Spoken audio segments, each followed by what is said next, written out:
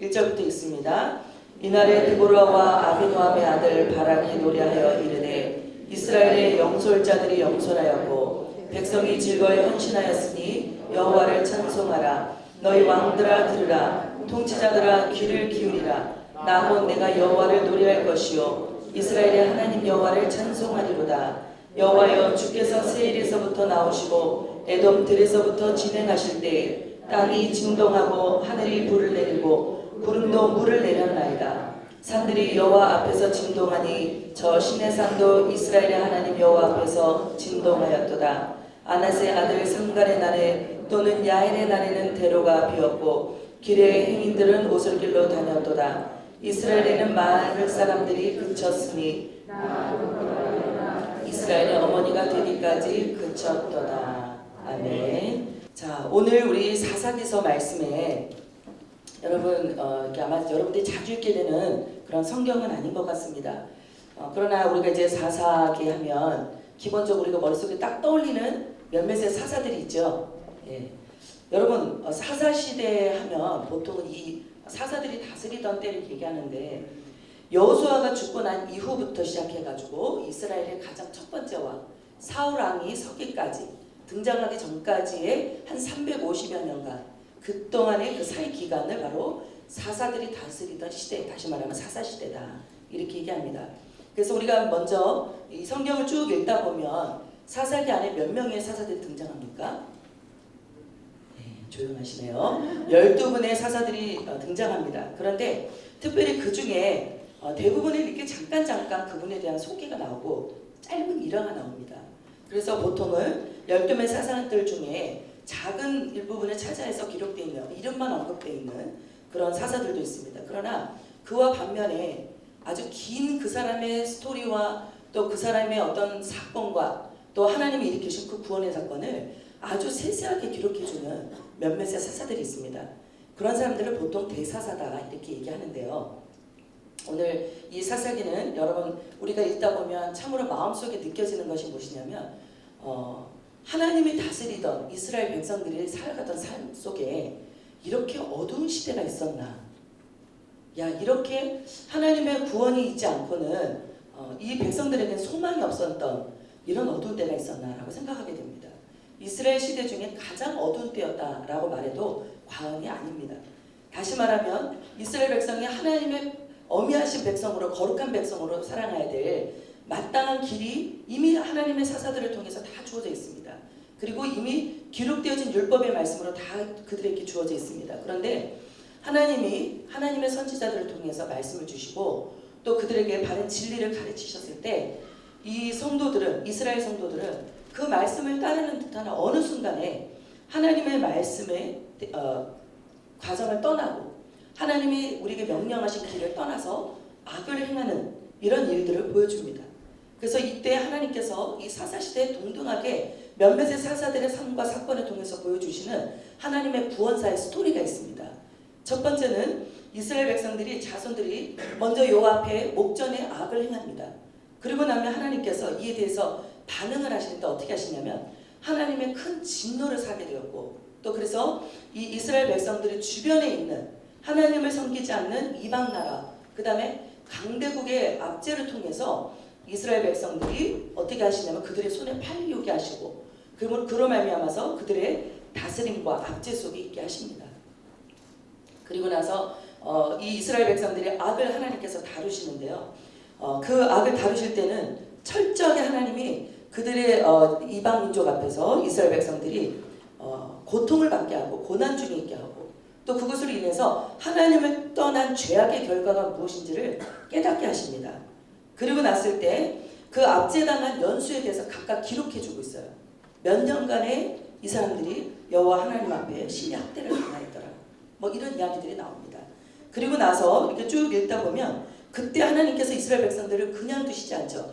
이스라엘 백성이 그와 같은 큰 하나님의 진노를 사고 하나님의 우리에게 베푸시는 심판의 때 자신들의 죄악을 깨닫고 여호와 앞에 죄악을 깨닫고 회개하며 부르짖습니다. 항상 이스라엘의 부르짖음이 있을 때 하나님은 반드시 그들의 죄악에서 그들의 압제 속에서 건져주실 한 사사를 택하십니다.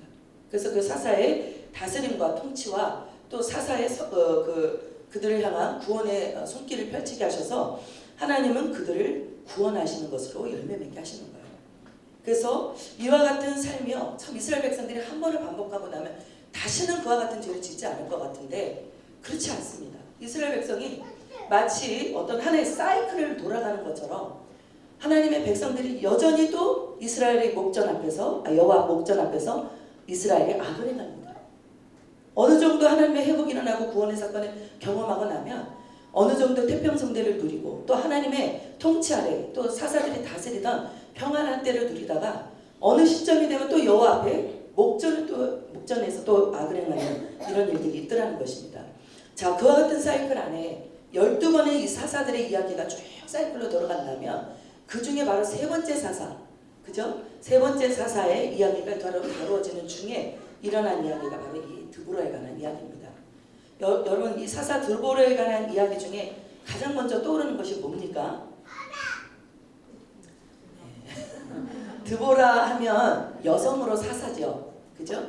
예, 우리가 이 말씀에 드보라에 대해서는 뭐 특별히 개인적으로 자세한 이야기를 나오진 않지만 우리가 드보라는 여성으로서 여선지자였고 또 한때 하나님 앞에 사사로 쓰임을 받은 그러한 사람이라는 것을 우리가 기억하게 됩니다. 자, 여기도 역시 보면 우리가 오늘은 5장을 읽었는데요. 드보라와 바락의 노래라는 그 부분이 일부분을 읽었습니다. 근데 먼저 4장을 좀 돌아보도록 할게요. 여러분 가지신 사사기 성경 4장을 좀 펼치시면 좋겠어요. 한번 4장 1절, 2절, 3절까지 우리 함께 한번 읽어보도록 하겠습니다. 4장 1절, 2절, 3절 우리 같이 읽도록 하겠습니다. 시작. 에봇이 죽으니 이스라엘 자손이 또 여호와의 목전에 악을 행하며 여호와께서 하솔에서 통치하는 가나안 왕 야빈의 손에 그들을 파셨으니 그의 군대 장관은 하롯의 탁고임에 거주하는 시스라요. 야빈 왕은 철병거 900대가 있어 20년 동안 이스라엘 자손을 심히 학대했으므로 이스라엘 자손이 여호와께 부르짖었더라. 아멘. 자, 이 말씀에 보니까 에훗이라는 한 사사가 죽고 난 이후에 한 사사가 죽었어요. 그리고 났더니 그의 살아 생전 동안에는 이스라엘 백성이 하나님의 구원을 기억하고 사사의 다스림과 통치 아래 살아가면서 아마도 하나님의 은혜를 누리며 살아갔던 때를 보냈던 것 같아요. 근데 그 사사가 죽고 나니까 이 영적 지도력이 사라지고 나니까 이스라엘 자손이 여호와 앞에 또 목전을 행하였다 이렇게 얘기합니다. 여러분, 역시 우리가 이전의 사사들에게 보여줬던 모습대로 이스라엘이 또 하나님 앞에 악을 행하게 됐는데요. 자, 이때 보니까 여호와께서 어떻게 일하고 계십니까? 하나님께서 반응을 하십니다. 2절에 여호와께서 하솔에 통치하는 가나안 야빈의 손에다가 그들을 파셨다 이렇게 얘기합니다. 자, 이 하솔이라는 것은요, 이스라엘의 북쪽에 있는 도시인데 아주 커다란 성읍이었어요. 그리고 아마도 사람들이 추정하기로는 이 하솔이라는 큰 성읍이 아마도 여리고의 한 10배 이상이나 되는 도시였을 것이다 이렇게 얘기합니다. 굉장히 구심점이 되고 그 다음에 한 나라에 있어서 세력을 가지고 있는 한 도시였다 이렇게 얘기합니다. 그런데 그 하솔에서 통치하는 가나안의 왕 야빈에 관한 이야기가 나옵니다. 여러분, 이 야빈이라는 사람은요, 여호수아 때 특별히 진멸받은 자 중에 이러한 이름이 있습니다. 그런데 시기적으로 볼 때는 이 여호수아 때 있었던 그 야빈으로 보기가 참 어려워요. 그래서 일부의 학자들은 대부분 이걸 어떻게 보냐면 야빈이 그 사람의 이름일 가능성보다는 왕의 칭호일 가능성이 크다. 예를 들면 우리나라를 비교하자면 우리나라는 왕을 뭐라고 불렀죠? 임금이라고 불렀죠. 예. 또 우리 애굽이라는 나라에 보면은 애굽의 왕을 뭐라고 불렀습니까? 파라오, 바로라고 불렀잖아요. 또 예를 들면 중국 같은 경우는 중국의 왕을 황제라고 불렀죠. 황제. 그것처럼 이것도 역시 가나안에 있는, 그죠? 어떤 한 왕 때 그 왕에 붙여지는 칭호가 아니나 이렇게 얘기를 합니다. 그래서 가나안의 최고의 권력자인 사람을 의미하고 있습니다. 그런데 이 가나안의 왕 야빈의 손에 이스라엘 백성들을 넘겨주셨다 이렇게 얘기합니다. 그래가지고 하나님께서 그때 이 야빈을 통해서 이렇게 얘기하신 일이 무엇이냐면 그 아래에 일하였던 군대 장관, 다시 말하면 하루셋 학고임에 살던 누구를 시스라, 군대 장관이었던 시스라를 싸움의 전문가, 또 그를 대신해서 가나안 사람은 아니었지만 그 가나안 왕 야빈의 사주를 받고 이스라엘 백성들을 압제하도록 보냄을 받은 사람이 바로 이 시스라였습니다. 자, 여러분, 하나님은 우리를 심판하실 때요, 우리의 잘못을 깨닫게 하는 징계 속에서도요, 그냥 대충 하시지 않는 것 같아요. 우리 안에 있는 양심의 죄의 문제, 또 우리가 행위로 지은 죄의 문제, 또 우리가 하나님 앞에 스스로가 넘어지게 되는 습관적으로 반복하는 죄악들, 이런 것들에 대해서는 하나님의 경리 여기시지 않는다는 것을 이 말씀을 좀 읽다 보면 느껴지는 것 같습니다. 여러분, 오늘은 사실은요, 나는 이것을 아무것도 아닌 것처럼 스스로 넘어갈 수 있지만 하나님은 그 죄악 속에서 무엇을 보십니까? 하나님을 떠나 있는 마음을 봅니다. 하나님을 경외함이 없는, 우리가 죄를 짓고 또 짓고 마치 더러운 것을 먹었다가 다시 뱉었다 또 짓는 이러한 모습들을 볼 때는요, 사실은 그 속에 하나님이 두렵다면요, 다시는 우리가 그 죄악들을 쳐다도 보고 싶지 않은 거예요. 왜? 하나님의 그 엄유하신 그 하나님의 심판과 때를 기억한다면 다시는 우리는 그러한 심판의 때에 있고 싶지 않기 때문에 그렇겠죠. 그런데 우리 사람들은요, 하나님을 향한 경외심이 그다지 많지 않은 것 같아요. 그래서 나중심적이고요, 내 편할 대로 사는 것이 나에게 유익하다고 믿고 살아갑니다. 그러나 성경은 분명하게 우리가 행복을 얻고 하나님의 유익을 얻는 가장 복된 일은 여호와의 명령과 규례와 법도대로 사는 것이라고 그렇게 가르쳐주고 계십니다. 그래서 우리 죄라는 것을 우리가 여러분 기억하실 때 정말 하나님 앞에 아무리 작은 죄악이라 할지라도 정말 성령님 안에서 그 죄악을 아프고 민감하게, 그리고 그것을 정말 하나님이 보시는 눈으로, 하나님 보시는 시각으로 바라볼 수 있는 그런 믿음의 눈을 가지시게 되길 바랍니다. 이 애굽이 아니라 저기 유럽 땅을 휩쓸었던 이 큰 재앙이 한 번 있었죠. 여러분, 그거는 그 이후로도 없었고 이전에도 없었고 이후로도 없었던 큰 질병의 재앙이었는데요. 그게 무엇입니까? 흑사병이죠. 그 흑사병이 처음에 이탈리아 항구로 들어갈 때요, 어떤 과정을 통해서 들어가냐면 한 상선이 아프리카 땅에서 그 상선이 떠나다가요, 그 땅에 있었던 쥐 2마리가요, 그 복균 인자를 가지고서 그 밧줄을 타고서 그 배에 탔습니다. 그런데 그 이탈리아 항구에 내렸던 그 배가 도착하자마자 이 쥐들이 이제 그곳에 퍼져 들어갔겠죠. 예. 단 2마리의 쥐 때문에 예를 들면 한 주에 7,000명씩 죽는, 그러니까 이제 통계상이에요. 한 주에 7,000명상 죽는 이와 같은 어마어마한 사람들이 이 흑사병으로 인해서 죽게 되는 일들이 있었습니다. 그래서 이 흑사병이 걸린 그 마을이 있었다면요, 그게 발병했다는 말만 듣고 그 마을을 다 불태웠습니다. 그 전염성이라는 건 굉장히 심각했기 때문에 사람들에서 그것을 철저하게 다 태우지 않으면요, 이 재앙 속에서 사람은 남을 길이 없었어요. 근데 여러분 잘 아시죠? 이스라엘 백성들은 그럼에도 불구하고 이 흑사병의 재앙에 유일하게 영향받지 않았던 민족이라고 말합니다. 왜 그랬을까요? 별다른 게 아니에요. 이스라엘 백성들은 먹는 것, 마시는 것, 행하는 것, 이 모든 것을 철저하게 하나님 말씀의 율법을 따라 생활했습니다. 그래서 그 질병의 예를 들면 바이러스가 그 통로를 타고 흘러갈 수 있는 그런 것들로부터 지킴을 받고 보호를 받았다는 거예요. 근데 한간에는 이 때문에 이스라엘 백성들만이 유일하게 그것에 대해서 잔존하고 있다 보니까 이 주변 나라 국가들이 어떻게 생각하냐면 저 아마 이스라엘이 이 세계를 자신의 국가대로 통치하기 위해서 이와 같은 흑사병의 재앙을 일으켰다라는 오해도 받았다고 합니다. 여러분, 우리가 정말 살아가는 우리의 삶이라는 것은요, 아무것도 아닌 이 생쥐 2마리로 인해서 마치 전 인류가 다 죽을 수 있는 그런 재앙의 위기가 오는 것처럼 우리 이 작은 보이지 않는 죄악도 그와 같은 그런 위험성 있는 문제로 우리 하나님께서는 다루고 계십니다. 우리가 철저하게 말씀대로 하나님이 세우신 기준대로 살아가는 것이야말로 우리가 그 죄악에 물들지 않고 죄와 타협하지 않고 죄를 다스리며 그것을 통치하며 살아갈 수 있는 하나님의 권위 아래 살게 될 줄 믿습니다. 아멘. 여러분, 이와 같은 삶이 바로 우리 이스라엘에게 필요했던 것입니다. 그런데 그러한 삶을 살지 못했던 바로 이 넘어짐인데, 바로 야빈왕을 통해서 시스라의 공격을 받으면서 이스라엘 백성이 학대를 받게 됩니다. 근데 이렇게 얘기해요. 3절에 보니까 야빈왕은 철병거 900대가 있었다 이렇게 얘기합니다. 이 철병거, 다시 말하면 철기 문화를 가진 큰 민족이었어요. 이스라엘 백성들이요, 사실은 하나님의 말씀을 의지하며 살아가는 백성으로 상징화되어 있지만 이스라엘 백성이 가나안 땅에 들어갔을 때 그 땅에 있었던 대단한 문화가 무엇이냐면 바로 자기들이 듣도 보도 못한 이 철기 문화를 가지고서요. 왕권을 가지고 또 이 군사력을 가지고 다스리고 통치하는 왕제도를 보았던 거예요.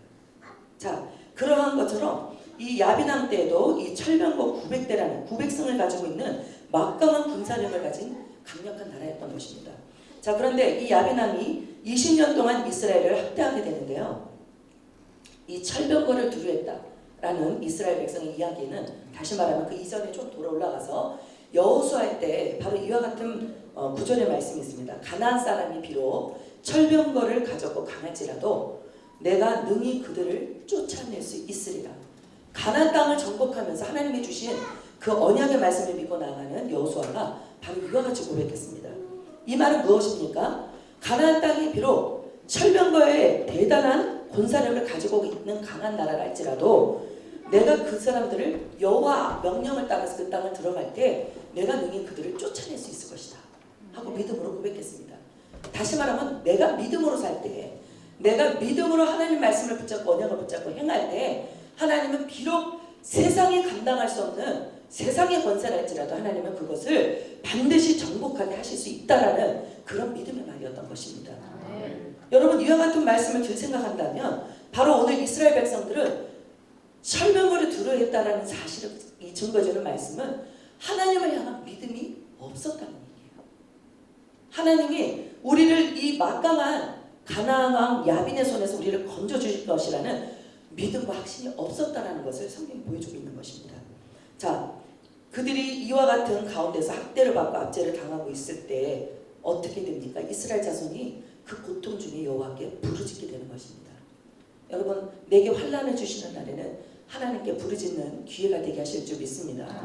우리 환난 어두움은요, 인간의 눈으로 내 편에서 보면 이거는 어둠이에요. 그러나 빛도 짓고 어둠도 지은 이 모든 과정을 통해서 하나님은 우리 인생에게 하나님은 좋은 것을 주시고 가장 하나님 아름다운 것을 하나님의 때 가장 아름답게 우리에게 허락하시는 그 섭리 아래 이 모든 것이 일어난다는 것을 믿을 때 우리는 하나님의 편에서 이 환난의 때를 보면 바로 우리에게 하나님으로부터 하나님의 구원의 손길을 경험하고 또 하나님 우리에게 주시는 풍성한 구원의 때를 경험할 수 있는 기회가 되게 하시는 것입니다. 저도 지난날에 돌아보니까요, 하나님을 떠나 있었던 때 같은 마치 하나님의 구원의 손길이 보이지 아니하는 것 같은 어둠의 때야말로 제가 가장 많이 하나님 앞에 눈물을 쏟고 가장 하나님 앞에 간절함과 목마름으로 하나님 앞에 무릎을 꿇는 때였던 것 같아요. 하나님을 가장 가까이 계셨던 그때라는 것을 제가 지나고 돌아보니까 그렇게 고백이 되어지더라는 것입니다. 여러분, 이스라엘 자손 여호와 하나님 앞에 부르실 때 하나님께서는 누구를 등장시키십니까? 4절에 보니까 그때 랍비돗의 아내 여선지자 드보라가 이스라엘의 사사가 되었다 이렇게 얘기합니다. 자, 이 랍비돗의 아내라고 나오는데요. 이 랍비돗이란 뜻은 이 히브리 원어에 횃불이라는 뜻이 있습니다. 횃불. 그래서 랍비돗의 아내라는 것을 세 가지로 해석하는데요. 첫 번째는 랍비돗을 이 뒤에 나오는 바락이라는 그죠? 그 사람의 별명으로 보기도 합니다. 그래서 다시 말하면 바락의 아내가 바로 이 드보라가 아니었을까? 자, 드보라가 자신이만 일어나서 이스라엘 백성만을 구원하는 길로 나가는 것이 아니라 바락이라는 한 사람을 불러다가 그 사람에게 여호와의 명령을 가르쳐주고 그와 더불어서 이스라엘 백성들을 구원하는 그 일에 나가게 되는 것입니다. 그러다 보니까 자연스럽게 이 바락의 아내가 이 드보라가 아니었을까 이렇게 바라봅니다. 또 두 번째는 드보라는 이 랍비도 다시 말하면 이 또 바락이라는 사람 이름이 번개라는 뜻이거든요. 번개, 횃불 이게 좀 뭔가 통용되는 뜻이 있는 거 아니냐. 그래서 이 드보라를 바락의 아내가 아니었을까 이렇게 보기도 합니다. 또 이 횃불이라는 뜻의 랍비돗을 이 드보라의 별명으로 드보라를 가리키는 또 하나의 명칭으로 보기도 합니다. 어쨌든 간에 이 드보라는 바로 누군가의 아내인 평범한 주부가 아니었을까 이렇게 추정하기도 합니다. 그러나 어쨌든 이 드보라는 성경에서는 그 사람이 어떤 가운데 있었던 간에 이 사람은 하나님 앞에 어떤 부르심을 입은 자냐 바로 보니까 여선지자였다라고 얘기합니다. 여선지자였고 이스라엘의 사사가 된 사람이었다 이렇게 얘기합니다. 이스라엘의 사사가 되었다라는 말은 두 가지 의미가 있어요. 재판관이 되었다라는 뜻이 있고요. 이스라엘을 치리하게 되었다라는 두 가지의 뜻이 있습니다. 여러분, 하나님의 백성들을 모세가 나가서 재판해 주죠. 그죠? 이스라엘의 큰 지도력이 되어서 이스라엘 백성들을 재판해 주는 자리에서 그들을 치리하고 통치를 하는데, 보통은 이 재판한다라는 의미는요, 가서 옳고 그름을 법적으로 판결해 주고 이런 것 훨씬 이상의 의미가 있습니다. 자, 오늘 이 드보라는 하나님의 선지자로서 여호와 하나님의 말씀을 그대로 이스라엘 백성들에게 전해주는 그런 하나님의 입의 노릇을, 하나님의 여호와의 입으로부터 나오는 명령의 말씀을 전하는 그런 사람으로 쓰임을 받았던 것 같아요. 자, 그런데 오늘 보니까 바락을 납달리 게스라는 곳에서 한 사람을 불러다가 그 사람을 훈련하고 그 사람을 여호와의 명령을 준행하는 한 사람으로서 세워가는 사명을 감당하게 되는 것입니다. 자, 우리가 조금 더 이 주변에 기록되어져 있는 지명에 대해서 좀 살펴볼 필요가 있어요. 여러분, 에브라임이라는 곳이 지금 말씀에 등장하는데요.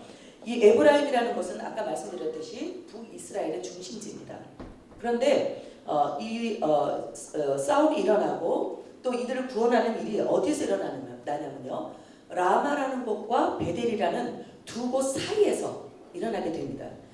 라마는 여러분 한번 딱 들으면 어디에서 들어본 기억이 있죠? 사무엘의 고향이었죠, 그죠? 예. 라마가 바로 사무엘의 고향으로서 한번 우리가 기억한 그런 지명입니다.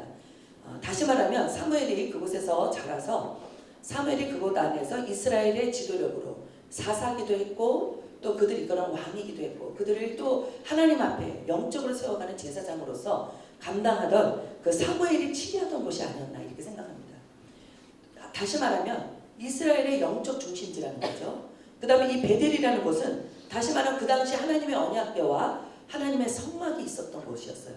그러다 보니까 가장 이스라엘의 영적이면서 종교적이었던 중요한 도시 중에 하나가 바로 이 베델이었습니다. 그런데 이 두 도시 사이에서 이와 같은 일들이 일어났다고 했는데, 다시 말하면 제사장들과 밀접한 관련이 있는 도시였고요. 또 이스라엘의 주요한 영적인 성지와 같은 이런 도시들 사이에서 바로 이와 같은 일들이 일어났다라고 얘기합니다. 자, 하나님의 백성들이 이렇게 구원함을 얻는 이 같은 위대한 일은요, 하나님의 영적 사역이 이루어지는 것이라는 것을 상징하고 있습니다. 하나님의 백성들은 결국은요, 하나님의 백성들로 온전히 살아갈 수 있도록 설 수 있도록 세워가는 참된 영적 지도력인 제사장이 서 있을 때, 하나님의 사람들이 온전히 서 있을 때 이스라엘은 절대로 망한 적이 없습니다. 하나님은 분명하게 하나님을 기대하고 하나님을 경외하는 한 사람의 믿음의 파수꾼의 기도와 간구 속에서 하나님은 반드시 이스라엘 백성들을 기억하셨고 구원하셨던 것입니다. 그러니까 여러 사람이 중요한 게 아니라 그 중에 택함받은 한 사람이 중요하다는 것을 상징하고 있습니다. 근데 우리가 나중에 이 사사를 쭉 읽다 보면 결국은 사사기가요, 밝은 하나님의 구원사를 계속 이뤄가면서 점차 이스라엘 백성들이 하나님 안에 세워져가는 그런 방향으로 가지 않고 있다는 것을 우리가 추측해 볼 수 있는데, 뒤에 가보면 나중에 어떤 이야기가 나옵니까? 우리 뒤에 가면 사사시대가 흘러가면서 점점 사사들조차도 타락해갑니다. 잘 아시죠? 삼손도 결국은 그저 하나님의 거룩한 자로서 나시린의 사명을 살아가야 되는데, 나중에 다 결국은 아내의 그저 데릴라의 유혹에 빠져가지고 결국은 하나님이 잊지 말으라고 한 나시린의 사명을 잃어버리게 됩니다. 결국은 그가 나중에 힘도 다 빼앗기고 하나님 주신 영적 권위도 빼앗기고 결국은 두 눈이 다 뽑히고, 그죠? 그런 상황 가운데 하나님께서 다시 한번 자기를 일으켜 주시도록 기도하다가 그 머리가 길어 나가면서, 그죠? 하나님의 마지막으로 하나님이 주신 마지막의 사명으로 이방인들을 치고 하나님 앞에 구원을 이루며 마지막을 장식하게 되죠. 그런 마지막을 볼 때는요, 결국은 이스라엘의 사사들조차도 하나님의 거룩함을 지켜나가지 못하는 그런 어두운 때를 향하고 있었다는 것을 기억합니다. 레위인 첩의 이야기라든가, 또 아니면은 또 한 레위인이 미가라는 사람의 집에 개인 제사장으로 일을 하게 되는 것이라든가, 다시 말하면 또 이것은 기본적으로 무엇을 깔고 있냐면, 레위 사람은 영적 그저 사명자들이잖아요, 그죠? 하나님 앞에 종교적으로 이스라엘을 끌어가는 영적 지도력이 있는 사람들을 상징합니다. 근데 그 사람들이 정처 없이 유다 베들레헴에 있지 않고 떠돌아다니는 제사장들, 떠돌아다니는 그러한 종교인들이 되고 만다는 거예요. 하나님이 이러한 때 바로 이스라엘의 영적 중심이 흐려지고 있고 하나님의 백성들을 위해 중보하고 그들을 영적으로 깨있게 있어야 할 이런 하나님의 제사장들이 하나님의 거룩함에 따르지 못한 삶을 통해서 결국은 이스라엘의 큰 위기가 찾아오고 있다고 얘기합니다. 근데 제일 마지막 절에는 성경은 사사 시대를 한마디로 요약해주고 있는데요. 뭐라고 요약해주고 있습니까? 모든 사람이 다 자기의 속인에 오른 대로 행하고 결국은 그것이 하나님 앞에 악이었다라고 그렇게 장식해주고 있습니다. 드보라는 바로 라마와 베델이라는 이 종교적인 영적인 중심지 사이에서 종려나무 아래 거주하고 있었다 이렇게 성경은 얘기합니다. 자, 항상 그녀가 그곳에 있을 때 자, 어떤 일이 있었냐면 이스라엘의 백성들이 그녀에게 나아가지고 어떻게 하냐면 하나님 앞에 재판을 받더라 이런 얘기를 합니다. 이 아까 재판을 받더라라는 말은 지금 여기서 히브리 단어가 하나 해석이 안 된 게 있는데 그게 뭐냐면 미시파트라는 단어예요. 이것은 이 미시파트를 얻기 위해서 이스라엘 백성들이 그 종려나무 가지에 앉아있는 드보라에게 올라갔다라는 표현이 있습니다. 하나님이 이 미시파트, 하나님의 공의를 이루는 부분인데요. 특별히 이 단어는요, 이스라엘 백성이 하나님 앞에 억울함 중에, 하나님의 고통 중에 있을 때 바로 하나님 앞에 부르짖었더라 하는 단어와 함께 늘 같이 쓰입니다.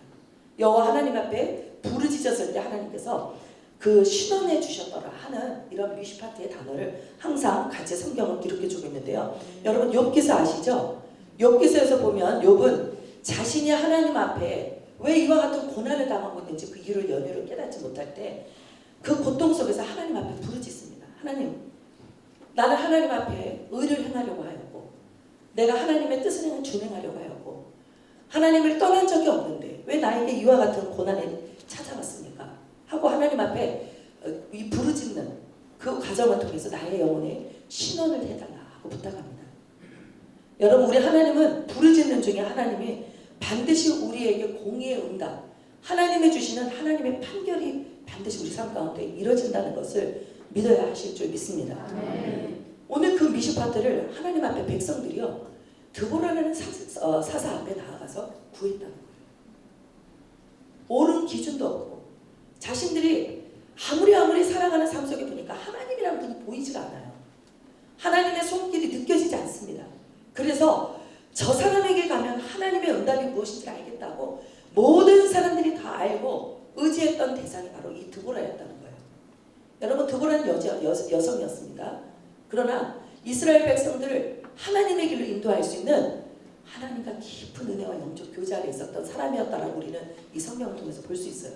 진정한 그 사람의 영적 리더의 모습은 어떤 것입니까? 하나님 앞에 그 사람이 살아가는 것.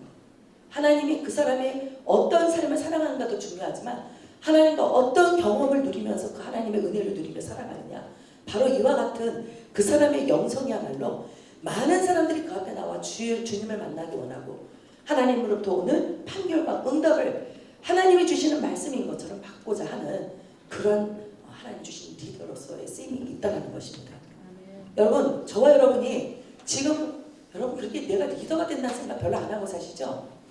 예, 별로 그런 생각 안 하고 살아요. 그러나 내 믿음 지켜나가고 내 은혜 떨어지지 않도록 내 기도 생활, 내 말씀 생활, 경건 생활 철저하게 하는 사람들을 보면요, 하나님이 그의 뜻하지 않았던 하나님 주신 아름다운 열매가 있습니다. 그게 무엇이냐면 많은 사람들이 그 사람을 통해서 주의 말씀을 보여요. 많은 사람들이 그 앞에 와서요 주님의 은혜를 같이 받기를 원합니다. 그래서 항상 영적으로 깨어있고 하나님과 더불어서 하나님의 역사를 경험하고 있는 그런 사람들에게는 하나님이 주신 바로 하나님의 영권이 무엇이냐면 많은 사람들을 영적으로 세워갈 수 있는 하나님의 지도력이 그에게 있다는 것입니다. 여러분, 교구장 되고 셀리더 될 때 여러분 다른 것을 인해서 고민할 것이 아니라 주님, 내가 좀 더 주님과 더 깊은 교제 안에 있게 해주십시오. 하나님과 더 깊은 은혜의 경험을 나눌 수 있는 하나님 안에서 바른 영성을 가지고 있는 그리고 영적으로 깨어있는 그런 하나님의 삶이 되게 해주십시오. 이와 같이 하나님 앞에 구해야 될 줄 믿습니다. 예. 우리 하나님 앞에 그와 같은 삶을 살았던 드보라를 하나님은 이스라엘을 이끌어가는 한낱 여인에 불과했고 평범한 가정 안에 한 아내에 불과했던 이 사람을 하나님은 이스라엘을 끌어가는 자로 세워주셨던 것입니다. 하나님의 은혜는 반드시 이 어두움을 주장하고 있던 사사시대에도 임하고 있었습니다. 여러분, 하나님은 끊임없이 사사를 보낸다는 것은 이스라엘을 버리지 않았다는 하나님의 은혜의 증거입니다. 어둠의 시대는 하나님의 은혜가 떠난다라고 우리는 보통 생각하지만 하나님의 은혜가 절대적으로 이스라엘 백성을 향해서 겨냥이 있다는 것을 기억할 때 여러분, 하나님이 나에게 베푸실 은혜를 더 상황과 환경 위에 역사하신 하나님의 손길을 바라보면서 기대하시게 되길 바랍니다. 하나님께서 쓰시는 이 시대는 반드시 이와 같은 드보라 같은 하나님의 사람을 기다리고 있어요. 미국 사람들은요, 영웅을 참 만들기 좋아한대요. 그 사람의 정말 잘하는 업적, 그 사람이 세계적으로 또 이 나라에서 정말 탁월했던 점을 막 부각을 시켜준대요. 그러나 절대로 그 사람은 우상시하지 않는답니다. 그래서 그러한 사람들이 많은 자기의 나라를 이끌어가는 정신적인 상징이 되게 하고, 또 많은 사람들이 그 사람들을 바라보면서 생각하면서 나도 저와 같은 모델의 삶을 살기를 원하는 그러한 이 문화적인 또 그 사람들의 정서적인 풍토가 있다라고 얘기합니다. 여러분, 근데 우리나라는 가만 보면요, 그와 같은 부분에 있어서는 좀 약한 것 같아요. 예전에는 예를 들면 정말 우리에게 영적 상징을 가져다주는 그런 분들 몇몇 목사님들이 있었죠. 우리 오카노 목사님 같은 분, 뭐 이런 여러 정말 영적 거성 같은 분들은 정말 많은 사람들이 이름만 떠올려도 정말 저분의 삶을 배우겠다. 또 우리가 정말 저와 같은 믿음의 삶을 살아야 된다라고 생각하잖아요. 다시 말하면 하나님이 세우신 참된 믿음의 영웅, 참된 영적인 그런 참 리더들이 있었을 때는요, 많은 하나님의 백성들 위로를 받는 거예요. 그분에 따라가고자 하는 그런 소망 안에서 살게 되었습니다. 그런데 이 시대는 그와 같은 사람들이 참 잊지 못하다는 것이 바로 또 하나의 사사의 시대가 바로 이 시대가 아닌가라는 그런 생각을 하게 됩니다. 여러분, 정말 하나님께서 우리를 이 시대 가운데 정말 하나님의 빛된 사람들로 쓰시고자 한다면 바로 우리는 다시 한번 우리가 하나님과 관계를 기억하고 관계 안에서 우리가 하나님 앞에 바르게 서기를 힘쓰는 그런 데서부터 저 여러분이 살아야 될 줄 믿습니다. 미국에 헨리타 비어스라는 사람이 있었는데 50년대 60년대 그 할리우드에 있는 한 교회에서 주일학교 성경 교사를 했대요. 근데 이 사람은 그냥 평범한 사람이었어요. 별로 교육도 많이 받지 못했고 그냥 그 사람은 그냥 이름조차 기억할 수 없는 한 교사였습니다. 그런데 이 사람은 싱글이었대요. 근데 이 사람이 얼마나 영적인 열망이 대단했던 사람인지, 얼마나 하나님의 말씀을 깊이 묵상하고 그 말씀 속에서 일어나는 하나님의 얼마나 많은 체험들이 있었는지요. 그 조그만 주일학교 애들을 데려다가 길렀는데 그 밑에서 많은 영적 고장들이 일어났답니다. 400여 명의 이상이 정말 세계적으로 이름난 그런 대단한 영적 고장들이 바로 이 한 싱글이었던 여성 한 사람의 영적 양육을 통해서 일어나게 됐다고 합니다. 저 여러분이 잘 알고 있는 정말 이 복음주의의 대가라고 하죠. 빌리 그레이엄 목사님이 바로 그의 영적 자녀로서 그곳에서 양육을 받았다는 거예요. 또 CCC를 창시했던 빌 브라이트 목사님, 바로 이와 같은 분들도 거기서 태어났다는 양육을 받았다는 거예요. 정말 우리 하나님께서 우리 이 시대 가운데 정말 나는 아무것도 아니지만 나는 이름조차 기억해 줄 수 없는 그런 삶을 살아간 사람이라 할지라도 내가 하나님 안에서 말씀 붙들고 하나님의 말씀의 능력 가운데 살아가는 그 삶이 왕성하게 일어나게 하신다면 하나님은 반드시 그것을 통해서 나의 개인 삶 속에 또 이 시대 속에 또 내가 속하 있는 교회와 하나님이 세우신 많은 공동체 속에서 하나님은 위대한 일들을 이루고 계신다는 것이죠. 아멘. 여러분, 오늘 우리가 정말 먼저 우선권을 두고 살아야 될 삶이 무엇이겠습니까? 하나님 앞에 우리가 정말 바른 영적인 믿음의 삶을 살아가는 저와 여러분들이 되셔야 될 줄 믿습니다. 아무도 인정해 주지 않아요. 여러분이 정말 신실하고 믿음 있는가는 여러분을 정말 객관적으로 바르게 평가해 줄 분은 아무도 없습니다. 오해할 수 있어요. 왜 그렇게 많이 살아야 되냐고 얘기할 수 있어요. 그러나 여러분을 정당하게 그리고 바르게 합당하게 평가해 주시고 그 일의 선한 열매를 축복으로 누리게 해주실 수 있는 분은 하나님 한 분이십니다. 하나님을 기억하는 믿음 안에서 이와 같은 삶을 살아가는 저 여러분들 되시길 바랍니다. 믿음의 이 여인은 하나님의 백성들에게 하나님의 음성을 들려주는, 응답을 판결해주는 그러한 믿음의 영성의 사람이었어요. 또 두 번째는 드보라라는 여인은요, 믿음의 사람이죠. 믿음 없이는 이와 같은 일을 일으킬 수가 없죠. 또 살아있는 날마다 하나님의 말씀을 주야로 묵상하던 사람이었던 것 같아요. 그래서 그 입을 열 때마다 살아있는 하나님의 말씀의 비밀이 그 사람들에게 선포되었던 것입니다. 이 또한 바락이라는 한 사람을 세웠어요. 통치하는 것을 떠나서 사람을 세우는 사명을 감당했습니다. 여러분, 나도 알지 못하게 사람들이 내 안에서 영적으로 길러진다는 거 기억하시길 바라요. 그러나 내게 맡겨주신 사람 또한 내가 바르게 서 있지 못했더니요, 그 영혼이 병들게 되고요, 그 사람의 영성이 무너지는 일에 내가 대단한 지대한 역할을 할 수 있다는 것을 여러분 기억하시고, 정말 하나님 앞에 내가 깨어있는 영적 지도자가 되고 깨어있는 영적 삶을 살아가기 위해서 힘쓰는 여러분들이 다 되셔야 될 줄 믿습니다.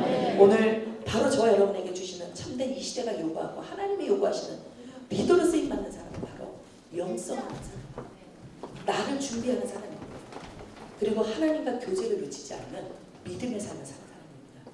오늘 이와 같은 여러분의 말씀이 여러분에게 도전이 되셔서 이번 1년 한 해 또 내년 한 해를 준비하는 과정 속에서 여러분들이 정말 이 말씀에 선한 열매를 거두시게 되길 주의 이름으로 축원드립니다.